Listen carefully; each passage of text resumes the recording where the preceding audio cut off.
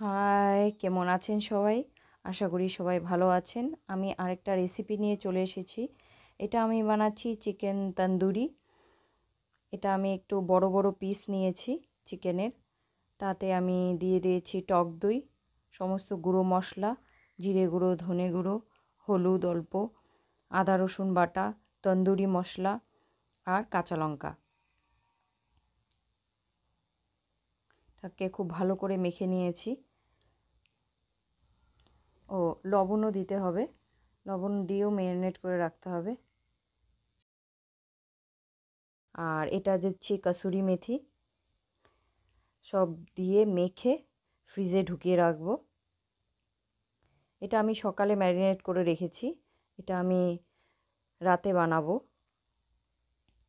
এই যে রাতে আমি বানানো স্টার্ট করে দিয়েছি।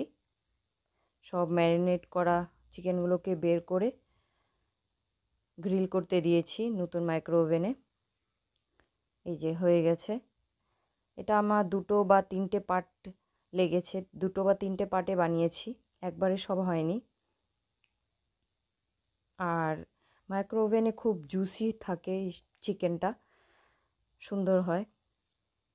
আমি অক্সিফায়ারেও বানাতাম, কিন্তু অক্সিফায়ারে এতটা জুসি থাকতো না। আমি এটা 20 মিনিট করে রেখেছি। ফার্স্ট 20 মিনিট রেখেছি এক সাইড, উল্টে বের করে আবার আরেকটা সাইডে 20 মিনিট। তাহলে ভিডিওটা আজকে এখানেই শেষ করছি। সবাই ভালো থাকবেন, সুস্থ থাকবেন। আর এটা একবার বানিয়ে সবাই দেখবেন কেমন হয়েছে, খুব ভালো হয়।